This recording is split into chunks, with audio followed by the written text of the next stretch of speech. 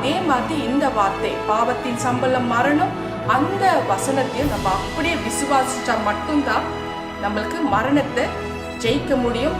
அப்படியே நம்ம விசுவாசிக்கணும். விசுவாசிச்சா மட்டும்தான் அவர் தேவ எச்சரிப்பு பெற்று அந்த ஃபியூச்சர் நடக்க போகுதுன்றது தெரிஞ்சு அவர் அதை அப்படியே விசுவாசிச்சார். நிச்சயமா நமக்கும் அவர் ஜெயம் கொடுக்க போறாருன்னு ஆவியானவர் என் மூலமா உங்களுக்கு தெரியப்படுத்தி இருக்கிறாரு. கர்த்தரோட வார்த்தையில பாசிட்டிவும் கிடையாது, நெகட்டிவும் கிடையாது. அது கர்த்தரோட வார்த்தையா இருந்தா அதை அப்படியே நம்பணுமா. அப்படியே நம்புறது மூலமா தான் நம்மள அது எது வரைக்கும் தாங்கன்னா. Praise the Lord. கர்த்தரின் பரிசுத்த நாமத்துக்கு ஸ்தோத்திரம். மாதத்தின் முதல் பரிசுத்த ஓய்வு நாள் ஆண்டவராகிய இயேசு கிறிஸ்து நம்ம கொடுத்திருக்கிறாரு. அதற்கு நம்ம நன்றி செலுத்துவோம். இன்றைக்கு நான் எடுக்கிற தலைப்பு விசுவாசம், ஃபேத். இந்த தலைப்புல நான் பேச போறேன். செய்திக்கு போறதுக்கு முன்னாடி ஒரு சின்ன ஜெபம் பண்ணுவோம். அன்பின் பரலோக தந்தையே, அப்பா ஆண்டவரே, இன்றைக்கு நான் எடுக்கிற தலைப்பு விசுவாசம். இந்த விசுவாசத்தை பற்றி ஆண்டவரே என் மூலமா நீங்க பேசுங்கள் ராஜா. இன்னும் அதிகமாக நாங்க தெரிந்து கொள்ள வேணும் சுவாமி. இந்த வேதத்துல எதை நாங்க விசுவாசிக்கணும், எதை நாங்க எடுத்துக்கொள்ளணும், எப்படிப்பட்ட ஒரு விசுவாசம் எங்களை கடைசி வரைக்கும் காப்பாத்தி நித்தியத்துக்கு கொண்டு போகுதுன்றது குறித்து ஆண்டவரே இந்த சத்தியத்தை தெரியப்படுத்துங்க சுவாமி.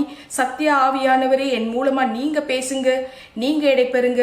எங்கள் ஆண்டவராகிய இயேசு கிறிஸ்து நாமத்தினால் ஜெபிக்கிறேன் ஜீவனுள்ள நல்ல பிதாவே. ஆமேன், ஆமேன், ஆமேன். ஸ்தோத்திரம். ஹல்லேலூயா.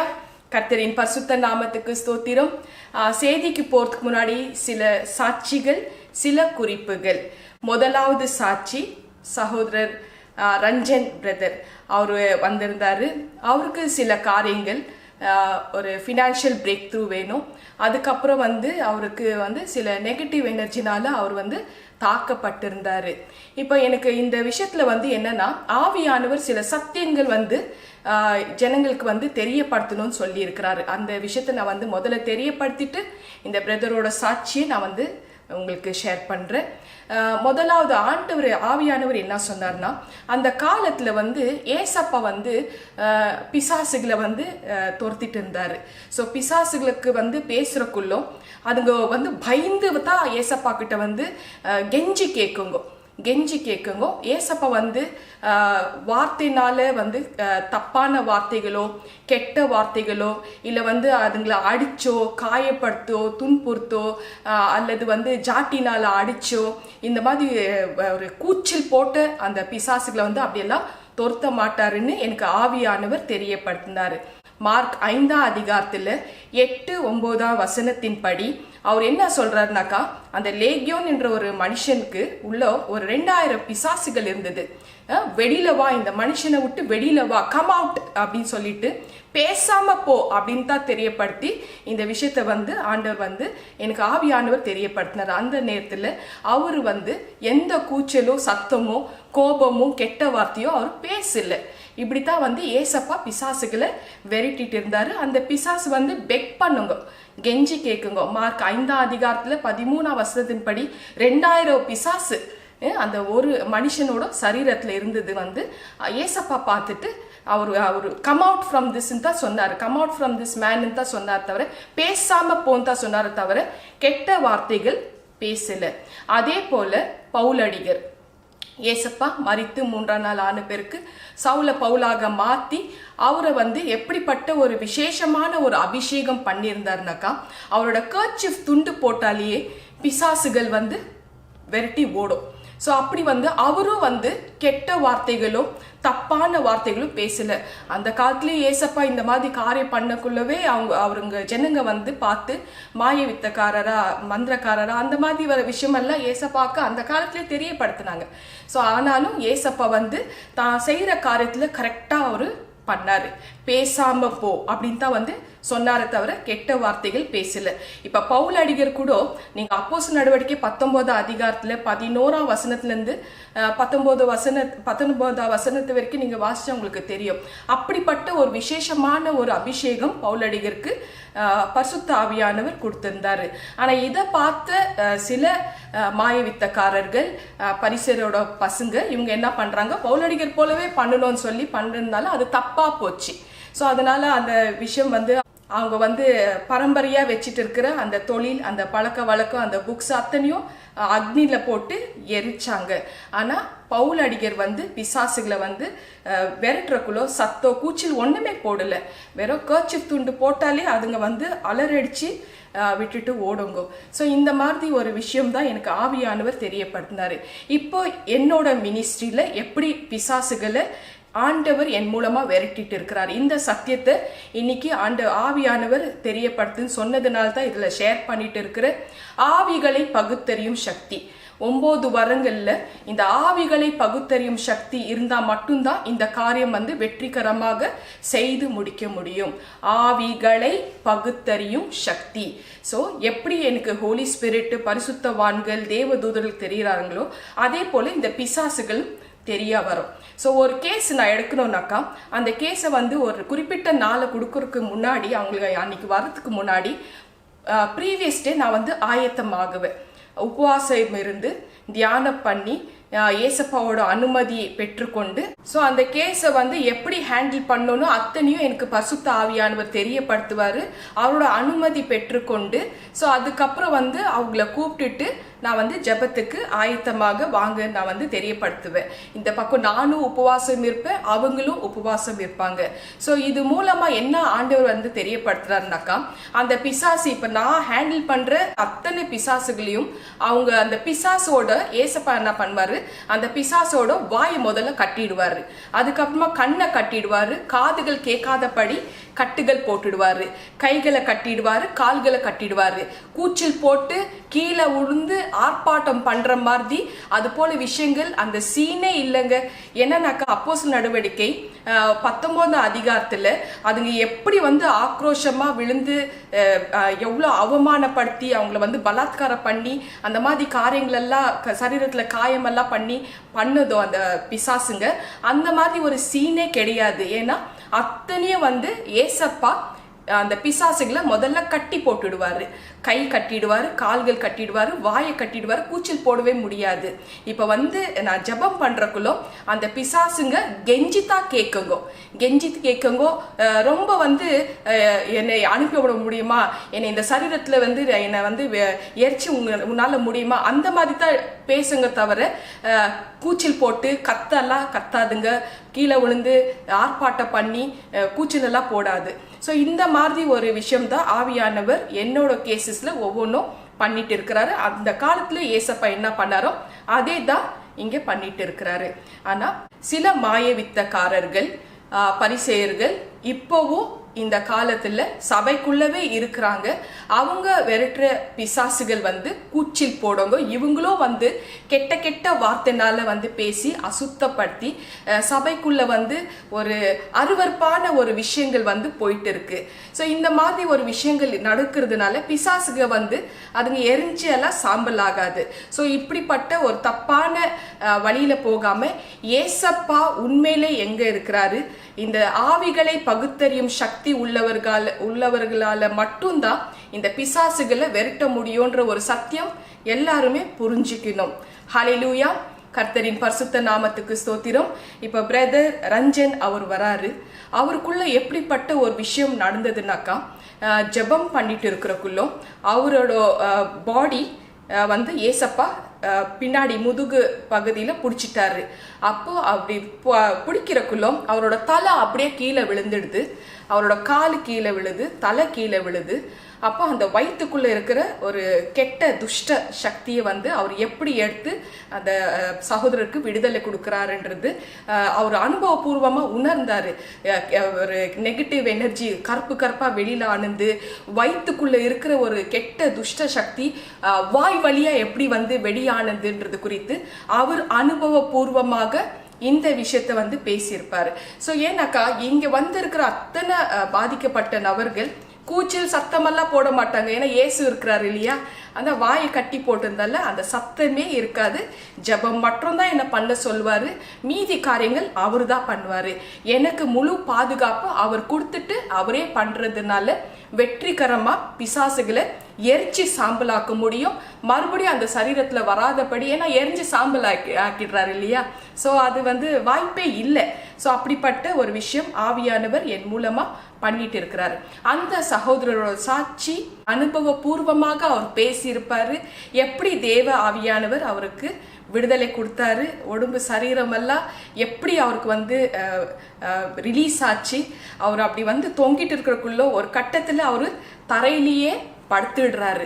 ஸோ இது போல விஷயம் தான் அன்னைக்கு நடந்த ஒரு விஷயம். அவரோட சாட்சி இந்த வீடியோல பார்ப்போம். Hi, praise the Lord. I came for prayer.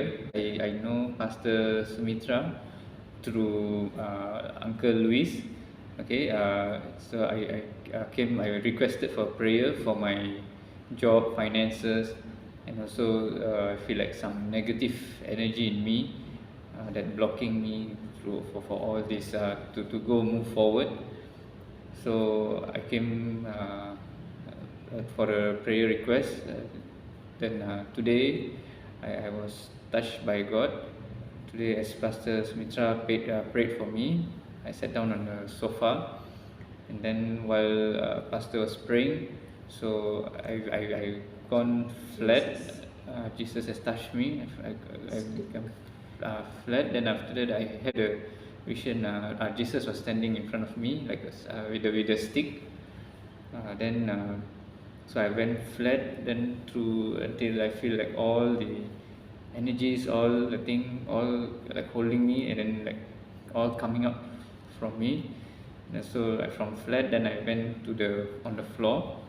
Went to the floor, and then I was depressed. Then after that, all the negative, I feel like press, and then my chest was up, and then all came out through my mouth.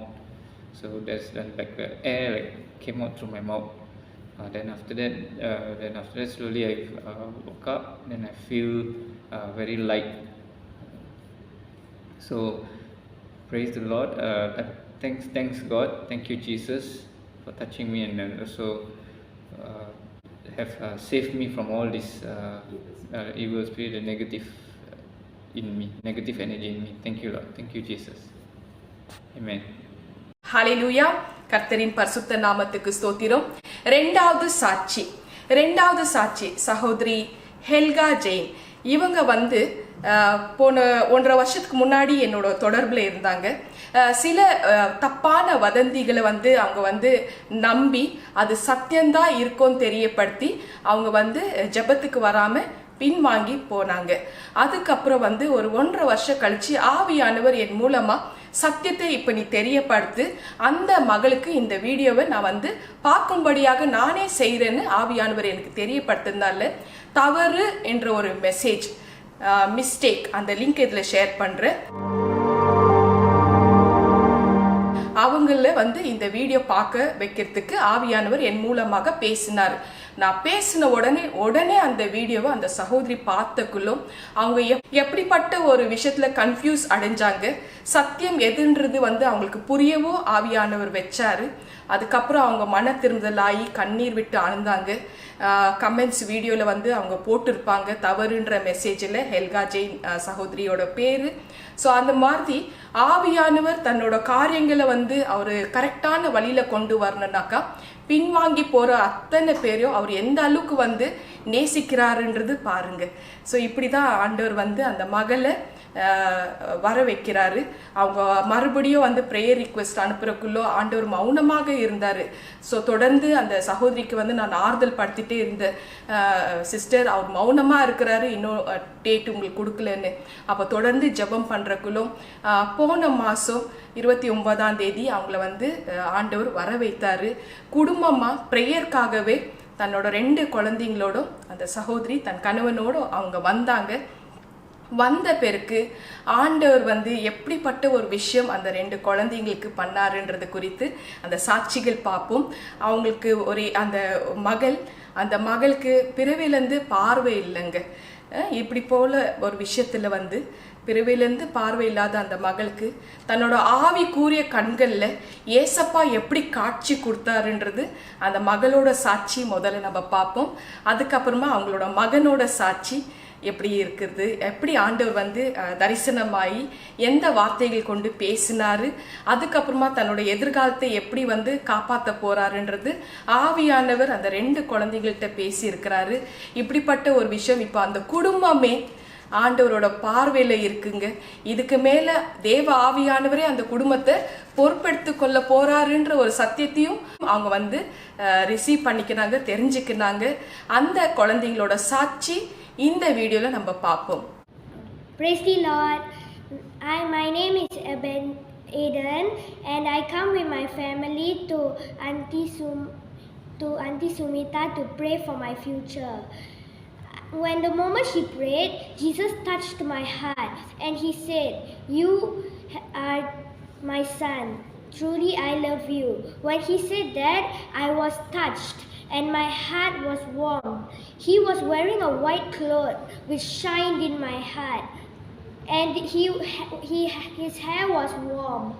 I also felt that it was very warm and I started crying because I finally felt his love was cuddling me. I finally felt his love. I really want to thank him because he made me have this life that I always wanted. As I want to say thank you for also helping me to get good progress in my life. Thank you, Jesus. I really praise you. Amen. Praise the Lord. My name is Mackenzie Gabriela and come here. We meet Sister Mita and her parents. Okay, so what happened? I pray is that Jesus touched my heart and she's wearing a white clothes with shining, and then after I pray I said thank you to the Lord, and after I say thank you to the Lord, and then I will say thank you Jesus for all my blessings. Thank you Jesus for all my good. ஹல்லேலூயா. கர்த்தரின் பரிசுத்த நாமத்துக்கு ஸ்தோத்திரம். 3வது சாட்சி doctor Michel. இவங்களோட சாட்சி. முதல்ல அவங்க தாயார் வராங்க. அவங்க தாயாருக்கு சில பிரச்சனைகள் இருந்தது. இவங்க அந்த தாயாரோட பேர் வந்து சகோதரி ஹேமா. இவங்களோட சாட்சி வந்து ஆவியானவருக்கு காத்திருங்கள், பரிசுத்த ஆவியானவருக்கு காத்திருங்கள் அப்படின்ற ஒரு தலைப்புல இந்த தாயார் வந்து சாட்சி கொடுத்திருப்பாங்க. அந்த லிங்க் இதுல ஷேர் பண்றேன். இப்போ வந்து அவங்களோட மகளை தேவ ஆவியானவர் வர வைக்கிறார். ஸோ இந்த டாட்டர் என்ன பண்றாங்க, ஜபத்துக்கு உட்காடுறாங்க. உட்கார்ந்தக்குள்ளும் வாலிப பிள்ளைகள் மேலே எவ்வளோ அக்கறை பாசம் பாருங்க. என்ன மாதிரி ஒரு பிரச்சனை போயிட்டு இருக்குதுன்றது ஆவியானவர் எனக்கு ஆவிக்குரிய ஸ்கேனிங்ல தெரியப்படுத்திட்டாரு. வயிற்றுக்குள்ள மிகப்பெரிய ஒரு பிரச்சனை இருக்கு, ஒரு பாதிப்பு இருக்கு. சரீரம் முழுவதையும் வந்து எப்படிப்பட்ட ஒரு அசுத்தாவினால தாக்கப்பட்டு அதுல வந்து மூல ஒரு வேறாக அந்த மிகப்பெரிய ஒரு பிசாசு வயிற்றுக்குள்ள எப்படி ஆட்சி பண்ணிட்டு இருக்கு. இதுக்கு இடையில ஒரு கூட்டணியாக இந்த ஏவுதலின் ஆவி அந்த மகளை எப்படி தாக்கிட்டு இருக்குதுன்றது ஆவியானவர் எனக்கு தெரியப்படுத்தினார். அதுக்கப்புறம் அந்த மகளை வர வைத்து ஜெபம் பண்றதுக்குள்ளோ அவங்கள வந்து தேவ ஆவியானவர் வேற ஒரு டைமென்ஷன் உலகத்துக்கே கொண்டு போனாரு. அந்த இடம் வந்து ரொம்ப இருட்டா இருந்தது. அங்க வந்து வெளிச்சம் வந்து வர ஆரம்பிச்சிச்சு. அந்த வெளிச்சம் வந்து அவங்க கிட்ட நெருங்க ஏசப்பாவோட உருவத்தை அவங்க பார்க்குறாங்க.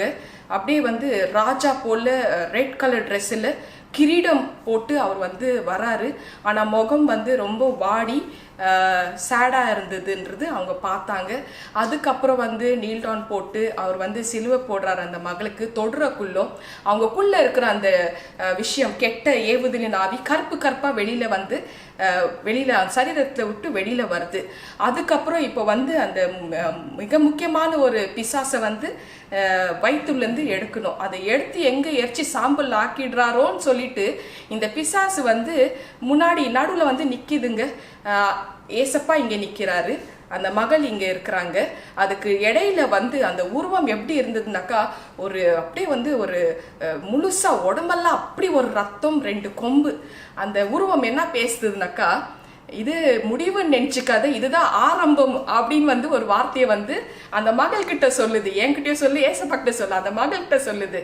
ஏசப்பா என்ன பண்ணாருனாக்கா, அந்த வயிற்றுல இருந்து அந்த வேரோட புடுங்கி எரிச்சு சாம்பலாக்கி அந்த மகளோட பக்கத்திலேயே வந்து உட்கார்ந்தாரு. உட்கார்ந்து ஒரு வார்த்தையை வந்து அவரு பேசுறாரு. அந்த வார்த்தைகள் என்ன வார்த்தைகள் அந்த மகள்கிட்ட பேசினாங்கன்னு சொல்லிட்டு இந்த சாட்சி வீடியோல அந்த மகளோட வாயிலே நம்ம கேட்போம். டாக்டர் மிஷேல் அவர்களோட சாட்சி. Praise the Lord. Good morning, everyone. So today I would like to give my testimony on prayer that I've come to witness together with Auntie's help, Auntie Sunita's help. And my mom had decided to bring me here today because things have changed for her in her life after going through this session. And through that, Jesus saw some light, and he also passed a message to Auntie to pass it to me as well. And today, during the session that I had, it is certainly a very eye-opening session. Why I say this is because as Auntie started to chant and started to pray, I went to a different dimension. It was a dark area, dark room. I was looking for something, a sight of life, and all of a sudden, I saw a light from a distance. So, after a certain point of time, it started nearing to me. And when I looked closely and started focusing, that's when I saw Jesus. He was wearing a red robe together with a crown. But his expression wasn't something that I was looking forward to. He looked very sad. He looked very sad. And the first thing he did is he gave me a hug. He gave me a hug, and then I kneeled down. I kneeled down, and he placed the sign of the cross on my head. And as he did that, I saw a gush of energy and light. And while that was happening, I could see all the negative energy, all the dark, evil omens, relieving myself and just getting out from my body. But this is where I saw Satan. Jesus, he took his hand, placed it on my stomach, and pulled him out. And this illusion, how do I describe it? It's more towards a dark red figure with horns. And it just stood there, talking to me and saying, "This is just the beginning. I'm never going to leave you." But Jesus took him out and burned him to ashes.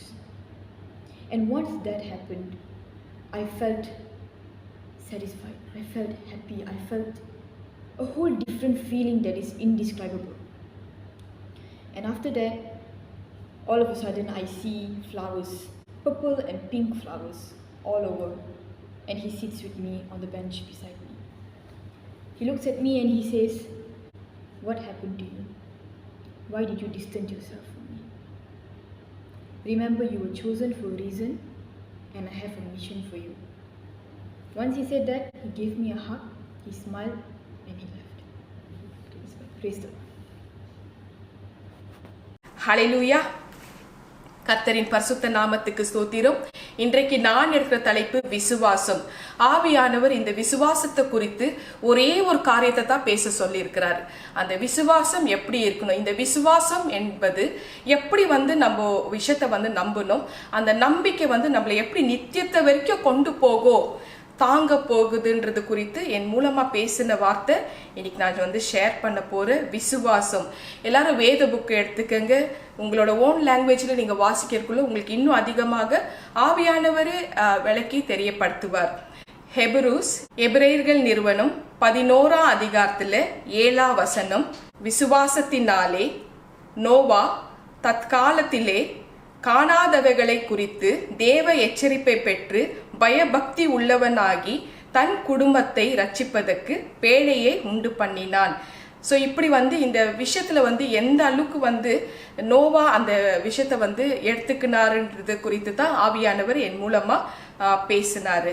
விசுவாசம் என்பது எப்படி இருக்கும்? So விசுவாசம் அப்படி வந்து ஒரு வார்த்தை சொல்லிட்டாலே நம்மளுக்கு வந்து அடுத்த நெக்ஸ்ட் மினிட்டை என்ன நினைக்கிறோம்னாக்கா, நம்ம இந்த காலகட்டத்தில் இந்த விசுவாசம் என்ற ஒரு விஷயம் வந்துட்டாலே நம்மளோட சிந்தனையில எப்படி இருக்கும்னாக்கா, சோ கால்டு ஒரு பாசிட்டிவான திங்கிங் என்றது தான் நம்ம வந்து நினைக்கிறோம். அப்படின்னா உலகத்தில் இருக்கிற மேன்மையான ஒரு காரியங்கள் தான், இந்த பாசிட்டிவான காரியங்கள் தான் விசுவாசம் இருக்குதுன்னு நம்ம வந்து நினைச்சிட்டு இருக்கிறோன்னு ஆவியானவர் தெரியப்படுத்தினாரு. இப்போ வந்து உதாரணக்கு வந்து ஒரு எக்ஸாம்பிளாக சொல்லணுன்னாக்கா, பணத்து விஷயம். பணம் கிடைக்கலனாக்கா விசுவாசத்தோடு இருக்கிறோம், நம்ம பணம் கிடைக்கலனாக்கா அப்படியே பலகீனம் ஆயிடுவோம். அழகு, அறிவு, திறமை, மனுஷனுக்கு முன்பதாக ஒரு உயர்வான ஒரு ஸ்தானம், இந்த மாதிரி ஒரு விஷயத்துல தான் நம்ம அந்த உலகத்தில் உள்ள மேன்மையான ஒரு விஷயத்துல தான் நம்ம வந்து விசுவாசத்தை வந்து நம்ம வச்சுக்கிறோன்னு ஆவியானவர் தெரியப்படுத்தினாரு. ஸோ இப்படி வந்து ஒரு பாசிட்டிவான காரியத்தில் தான் நம்மளோட இருதயம் மைண்டு கொண்டு போகுது.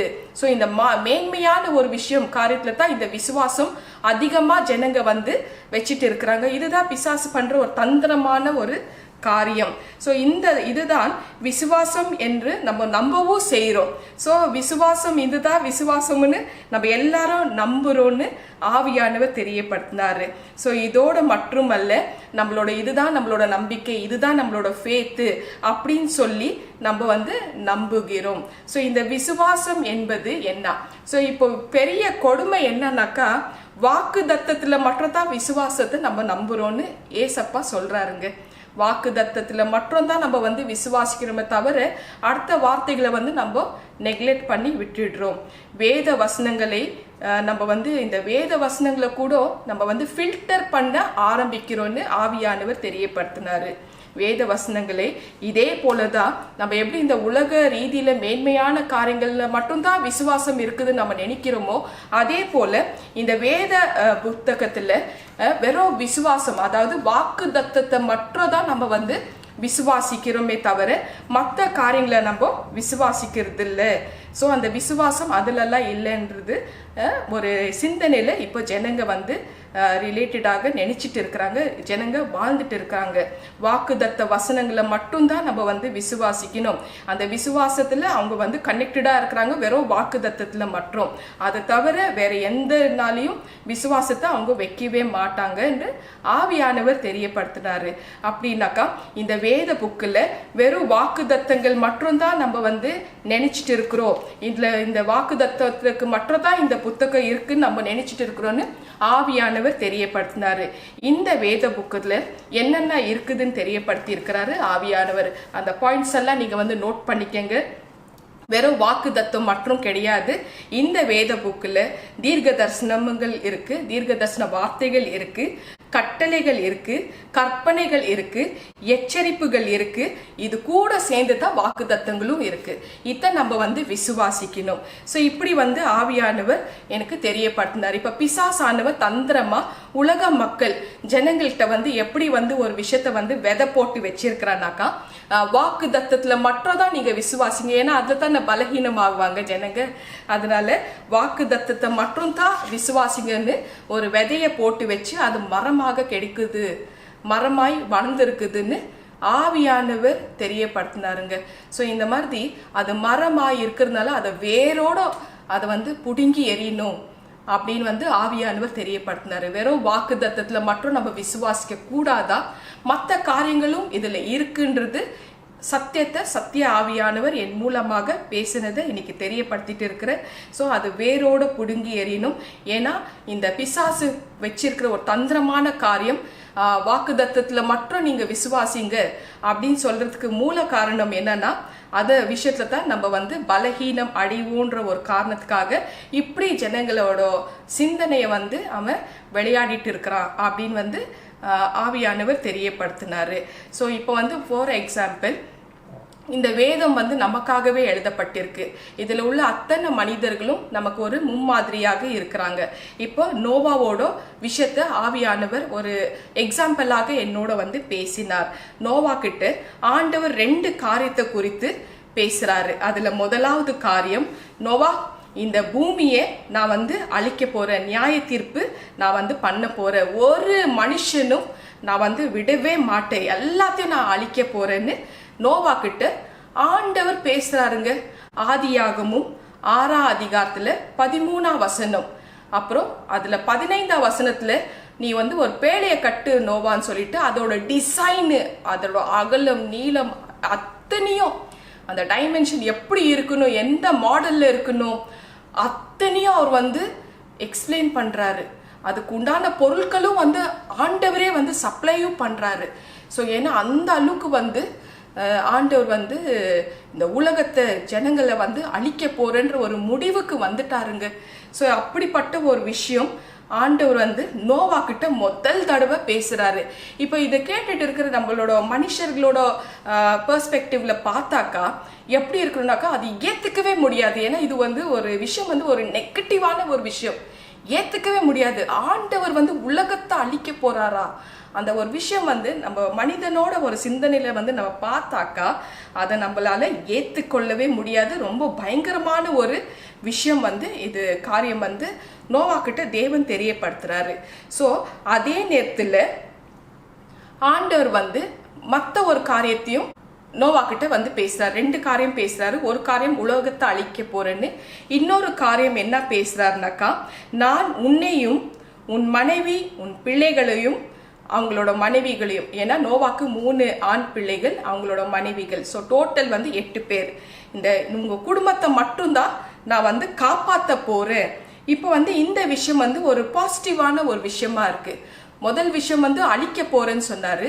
ஆனா நோவாவையும் அவங்க மனைவி பிள்ளைகளையும் அவங்களோட மனைவிகளும் காப்பாற்ற போறேன், அந்த குடும்பத்தை நான் காப்பாற்ற போறேன்ற ஒரு விஷயத்த வந்து தேவன் வந்து வெளிப்படுத்துறாரு. ஆதியாகமும் 6ஆம் அதிகாரத்துல 18ஆம் வசனம். ஸோ இப்படி வந்து ஒரு காரியத்தை தேவன் வந்து அப்படியே வந்து சொல்றாரு. ஸோ இந்த காரியத்தை 2 காரியத்தையும் நோவா வந்து என்ன பண்றாரு, அதுல ஒரு கன்ஃபியூஷனும் இல்லை.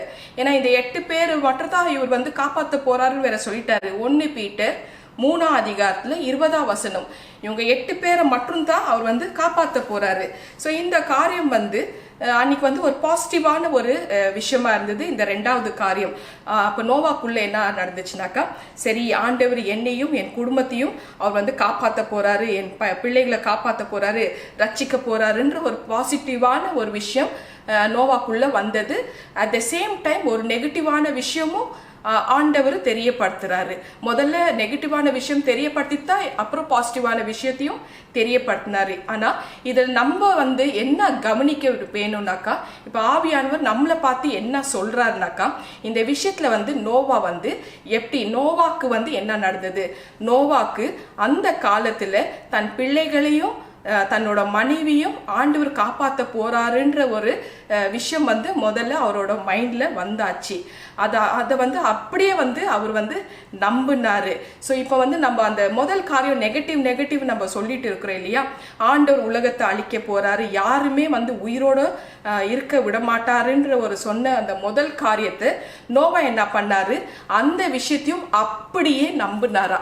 ஸோ அந்த விசுவாசத்தோடு அவர் வந்து அந்த விஷயத்த 2 காரியம் சொன்னதை அப்படியே நம்பினதுனால இந்த நெகட்டிவான விஷயத்தையும் பாசிட்டிவான விஷயத்தையும் 2 அந்த வாக்குத்தத்தத்தை அப்படியே அவர் வந்து நம்பினதுனால தான், அவர் 100% விசுவாசம் வைத்ததுனால தான் நோவாக்கு வந்து இப்படிப்பட்ட ஒரு விஷயம் வந்து அவருக்கு பேழையை கட்டக்கூடிய ஒரு விஷயத்துக்கு ஆண்டவர் வந்து உதவி செஞ்சாரு.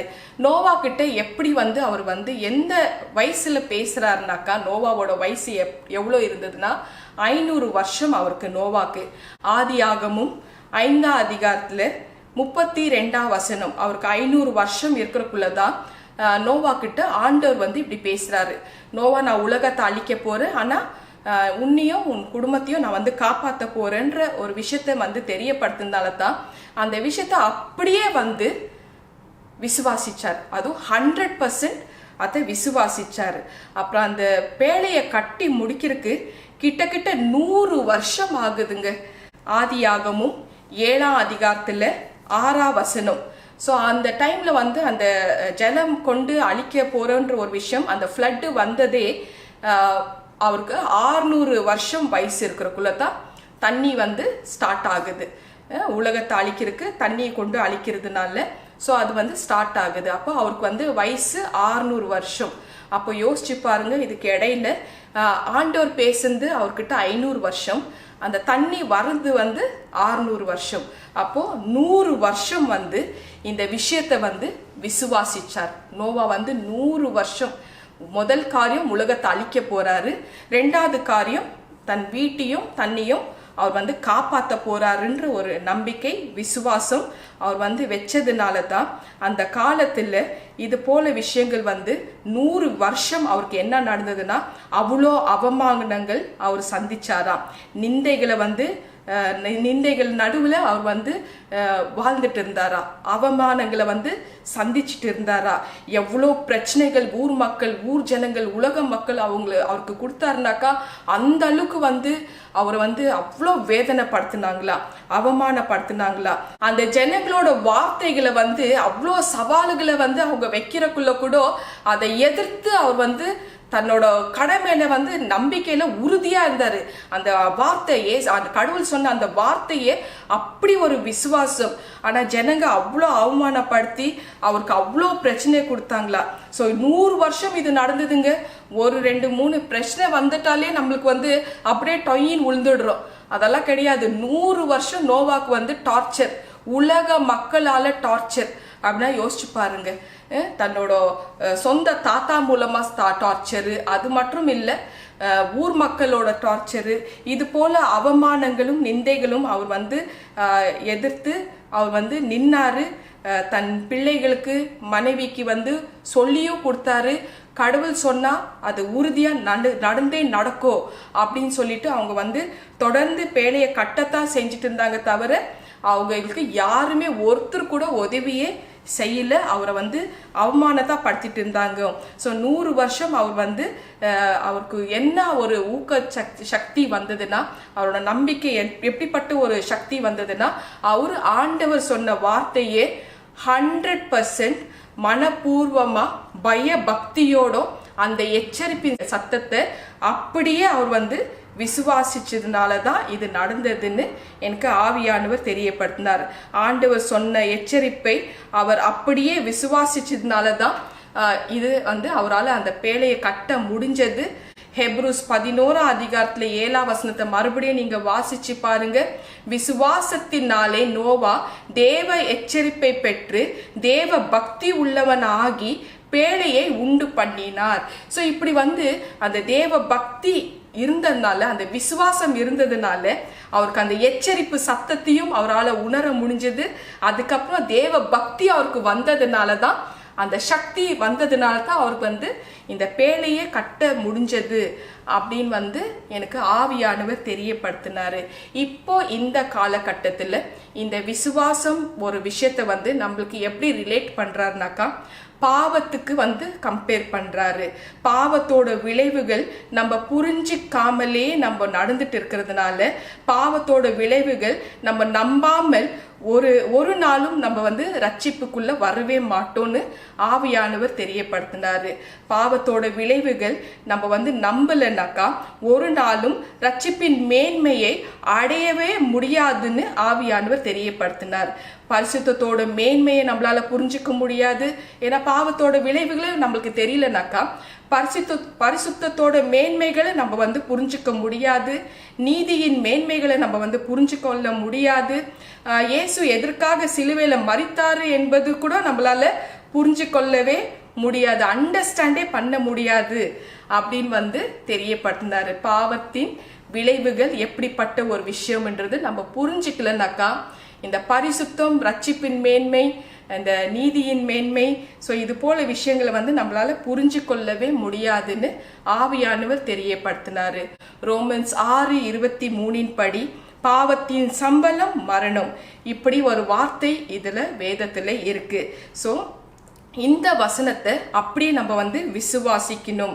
நம்ம விசுவாசிச்சா மட்டும்தான் பாவத்திலிருந்து நம்மள விடுதலை பெற முடியும் என்ற ஒரு சிந்தனை நமக்குள்ள வர ஆரம்பிக்குமே தவிர, இந்த வசனத்தை நம்ம விசுவாசிக்கலனாக்கா, பாவத்தின் சம்பளம் மரணம் என்ற ஒரு வார்த்தையை நம்ம விசுவாசிக்கலனாக்கா, அது எந்த ஒரு நபராகட்டும், எவ்வளவு பெரிய ஆளாகட்டும், அந்த பாவத்தை விட்டு வரணுன்ற ஒரு எண்ணம் கூட அவங்களோட இருதயத்துல வரவே வராதுன்னு ஆவியானவர் ரொம்ப ஸ்ட்ராங்காக என்னோட இந்த வார்த்தையை கொண்டு பேசினாரு. ஸோ பாவத்தோட விளைவுகள், பாவத்தின் சம்பளம் மரணம் என்பது நம்மளுக்கு புரிஞ்சா மட்டும்தான், அது விசுவாசிச்சா மட்டும்தான் நம்ம வந்து அதுலேருந்து வெளியில வர முடியுமே தவிர, அதை நம்ம விசுவாசிக்கலனாக்கா நம்ம துணிகரமா அந்த பாவத்தை நம்ம செஞ்சுட்டே இருப்போம். நம்ம அது ஒரு வேளை அந்த வார்த்தையே, நம்ம பாவத்தின் சம்பளம் மரணம் என்ற ஒரு வார்த்தையை நம்ம விசுவாசிக்காமல் போனால் ஒரு நாளும் நம்ம வந்து அதில் வெளியிலே வர முடியாது, ரட்சிப்பின் மேன்மை அடையவே முடியாது. இதோட விளைவுகள் துணிகரமான பாவங்கள் மறுபடியும் நம்ம செய்துட்டே இருந்து நரகத்தை நோக்கி நம்ம போவோம் அப்படின்னு வந்து ஆவியானவர் எச்சரிப்பின் சத்தத்தை என் மூலமாக தெரியப்படுத்தினாரு. அதுதான் நான் இன்னைக்கு தெரியப்படுத்திட்டு இருக்கிறேன். ஸோ இப்போ வந்து பாவத்தின் சம்பளம் மரணம் என்ற ஒரு வசனத்தை நம்ம விசுவாசிக்கணும்னு ஆவியானவர் தெரியப்படுத்தினாரு. ஸோ இதை நம்ம விசுவாசத்துக்குள்ளோ நம்ம என்ன செய்யணும்? பரிசுத்த ஆவியானவரே, இந்த பர்டிகுலர் பாவங்கள், இந்த செய்தியை கேட்டுட்டு இருக்கிற ஒவ்வொரு தேவ பிள்ளைகள், உங்களோட மனசாட்சிக்கு தெரியும் நீங்க எப்படிப்பட்ட ஒரு பாவங்கள் பண்ணியிருப்பீங்கன்னு. ஆண்டவர்கிட்ட உடனே வந்து, ஆண்டவரே, இந்த ஒரு பர்டிகுலர் பாவம், உங்களுக்கு பிடிக்காத ஒரு பாவம், மரணத்தை நோக்கி வர ஒரு பாவம் நான் செய்து விட்டேன்.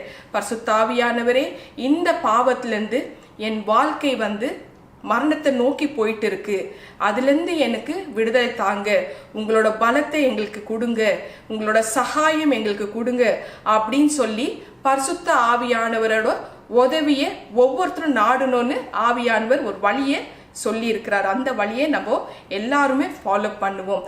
ஏன்னா நம்ம அவரோட உதவியை நாடும் பொழுது தான் அந்த பாவம், அந்த மரணத்தை நம்ம வந்து ஜெயிக்க முடியும். அந்த பாவத்தையும் அந்த மரணத்தையும் நம்மளால ஜெயிக்க முடியும்னு ஆவியானவர் தெரியப்படுத்தினார்.